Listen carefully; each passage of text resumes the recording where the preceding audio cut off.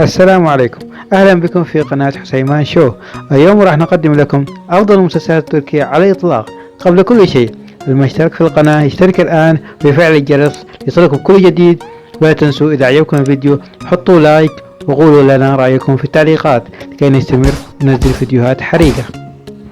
لابد أنك عزيزي المشاهد وبلا شك تبحث عن أفضل المسلسلات التركية، فقد شهدت صناعة الدراما في تركيا ازدهارا كبيرا ورواجا واسعا خلال السنوات العشر الأخيرة، وذلك بعد نجاحها في إنتاج عدد ضخم من المسلسلات القيمة والهامة وتوزيعها على العديد من القنوات التلفزيونية. وقد تجد نفسك عزيزي المشاهد في حيرة أمام الزخم الحاصل في الخيارات المتوفرة من حولك، ولأجل ذلك حرصنا في هذا الفيديو على مدك بقائمة أفضل المسلسلات التركية التي لاقت رواجا وصدى كبيرا، وترتبنا هذه المسلسلات ضمن نسق تصاعدي بحسب أول تاريخ لعرضها. وراح نستهل القائمة ابتداء من عام 2003 تحديدا من المسلسل الأسطوري الذي غير نظرة الكثيرين عن هذه أنواع المسلسلات، وهو مسلسل وادي الذئاب. أنا رجالي من نقطة ضعفي يلي بيلبس شعره منه شغف، وهذا ما بيفيدني شيء من كوني أسد. أنا لو كنت عامل مقبرة من الناس اللي دفنتون كانت الملت المقبرة على الآخر. شوف يا سيدي يا شام، أنا ما في حدا هددني وضل عايش.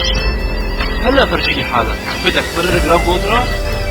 راح تجيك 100 كبسة وراح تنزل عليه المطر، مو بس راح يبجر دولاب الشاحنة، راح تنفجر الشاحنة كلياتها. يا شهر آخر، إذا حابب إنك تعيش كتير رجع على شغلة أبوك ونقول على فؤاد مالك خبزة وأنا موجود.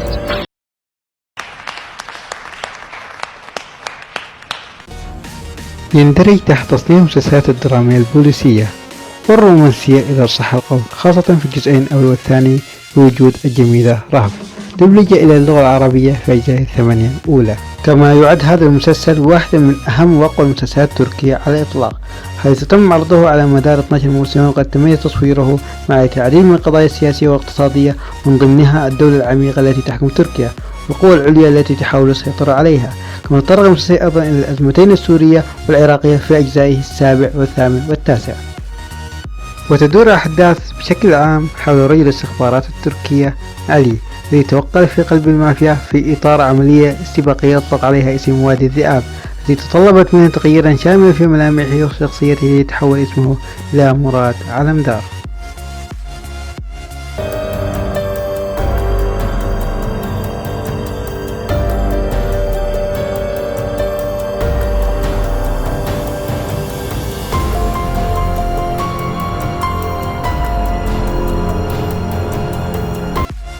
وبعدها بسنتين يطل علينا أيقونة المسلسلات الرومانسية مسلسل نور، أو كما يعرف بمسلسل مهند النور. يلا مهند عمل لك شوي، مو قلنا هاي الحركات، بعدين نحن كبرنا ما هيك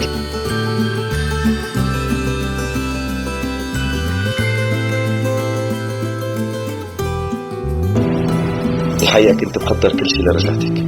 رجعتي؟ يعني كنت متأكد من هالشي؟ أكيد متأكد رح جيبك.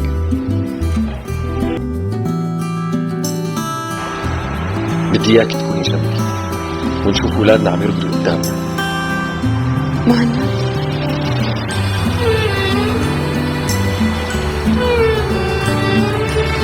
بدي نجيب ولد وأنا رح كون جنبك وجنبه بالمرة. رح أحطك عن كل شيء مرق عليكي أكل. كان أول عرض له عام 2005، وهو ثالث مسلسل تركي تم دبلجته إلى اللغة العربية. كان ذلك سنة 2011 حينما تم عرضه للمرة الأولى باللهجة السورية على قناة MBC4، تتهافت على طلبه بعد ذلك العديد من قنوات التلفزيون الأخرى، وذلك بعد النجاح الباهر الذي لاقاه. حقق المسلسل حينها حوالي 85 مليون مشاهد، حيث التفت الجمهور العربي حوله بشغف كبير بعد أن عاد إليه قصص العشق والرومانسية الجميلة التي كان قد افتقدها لسنوات طويلة، حيث أصبح أيقونة من أيقونات القصص الرومانسية. نذهب إلى الجانب المهم، أحداث المسلسل. تدور الأحداث حول البطل مهند الذي خيل إليه أنه قد فقد حبيبته نهال الحامل منه في أحد حوادث المرور، ليدخل في دوام من الحزن العميق.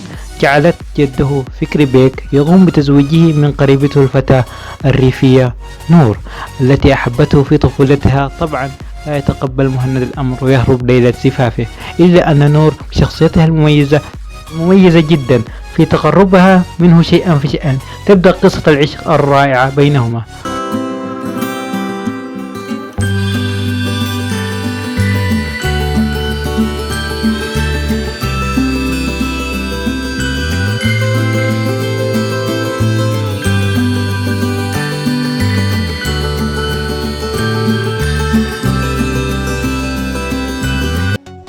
وفي نفس عام ظهور مسلسل مهند النور يطل علينا مسلسل جميل سنوات الضياع. لقد كتبت اسمك على السماء ورسمت وجهك على القمر وبنيت عالمنا فوق الغيوم حتى لا يستطيع أن يلمسه أحد. لميس هلأ معك يا يحيى أمين، بس عن قريب كتير رح تكون معي.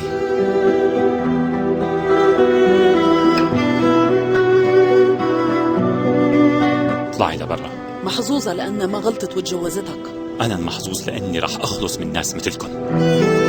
ما حيشوفك، فكرتيني غبي؟ أنا لسه عند راتي، بس عم بتعذب كتير يا بابا. بعرفك لميس، صوتك، نظراتك، ريحتك، وعم بسمع دقات قلبك. هو مسلسل درامي اجتماعي تركي مدبلج للعربية، هو ثاني مسلسل تركي يتم عرضه باللغة العربية بعد مسلسل أكليل الورد، وذاق هذا العمل والآخر الكثير من النجاحات، حيث حقق نسبة مشاهدة قياسية لم يسبق لأي عمل قبله أن يحققها، ذلك بفضل تألق مجموعة من الممثلين فيه، وروعة القصة التي جمعت بين العشق والرومانسية ورغبة في الانتقام. نأتي للجانب المهم وهي القصة. تدور أحداث المسلسل حول قصة حب رومانسية ما بين شاب فقير يدعى يحيى وحبيبته رفيف، والتي ذهبت للعمل كخياطة في شركة تكستايل. تعرف إليها عمر ابن صاحب الشركة الثري، يقع في غرامها ويتزوج منها. هنا تكون انطلاق حقيقي للأحداث، حيث يقرر يحيى انتقام منهما عبر التقرب من أخت عمر لميس التي تقع في غرامه على الرغم من علمها بما يخطط له وسبب ارتباطه بها، مما يجعل مشاعر يحيى تتغير تجاهها شيئا فشيئا. تبدأ صراعات العائلات بعدها. وبعدها بسنتين يأتي رابع أفضل المسلسلات في هذا الفيديو، مسلسل عاصي، حيث من الوهلة الأولى يخيل المشاهد أن الاسم مشتق من العصيان أو شيء من هذا القبيل، إلا أنه نسبة إلى بطل هذه المسلسل الفتاة الجميلة عاصي. 20 عاما مضت، 20 سنة تخيل، والعاصي يجري كدموعي على من فارقني. هنا بكت، هنا مشت، شو رح نعمل؟ وهنا وقفت. ما في شي بخوف، هيك أحسن لإلنا. ماما!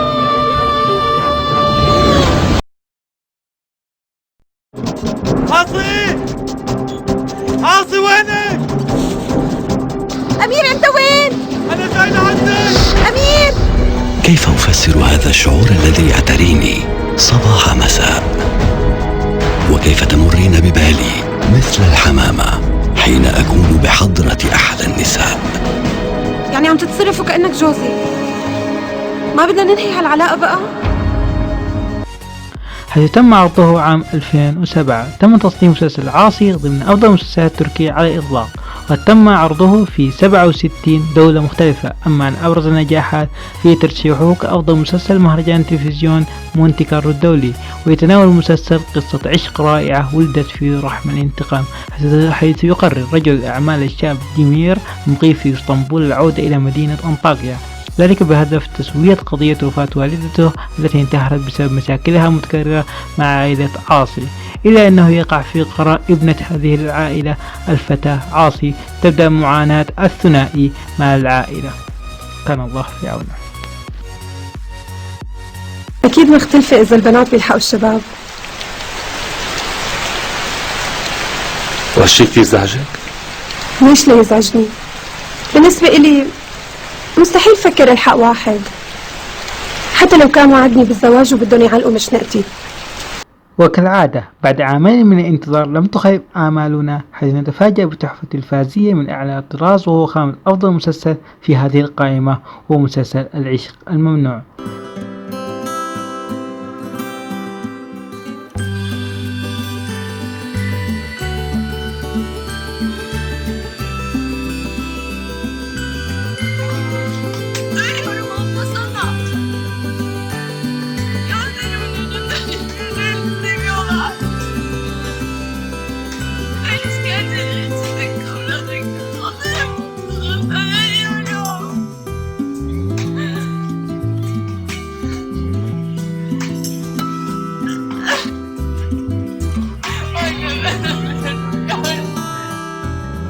تم عرضه عام 2009. هو مسلسل ميلودرامي رومانسي اجتماعي مقتبس من رواية تركية شهيرة تحمل نفس الاسم، ثم تم إعادة تصويرها في عام 2008 بميزانية ضخمة للغاية. حقق المسلسل نجاحا جماهيريا منقطع النظير، كما أثار اهتمام الكثير من النقاد، حاصدا من وراء ذلك العشرات من الجوائز، على أبرزها تصنيفه كأفضل مسلسل درامي في العالم لعام 2009. هذا وقد نجح العمل في جني أرباح ضخمة المرة عن جوائز حفل الفراشة الذهبية والتي تعتبر أهم جائزة فنية في تركيا. سنعطيكم تفاصيل ما فاز بهذه الجائزة في مجال المسلسلات والدراما التركية. ننتقل لجوائز الطبعة 36 لموسم 2009. أفضل مسلسل للموسم العشق الممنوع، أفضل ممثل للموسم كيفانش تاتليتوك، أفضل ممثلة للموسم بيرينسات، خلال توزيعه ودبلجته أكثر من 12 لغة. وتدور أحداث مسلسل العشق الممنوع حول رجل الأعمال الثري عدنان بيك الذي يقرر الزواج بعد مرور 11 سنة على وفاة زوجته الأولى وأم ولديه نهال ومراد، وذلك من الحسناء الشابة ذات الحسب سمر.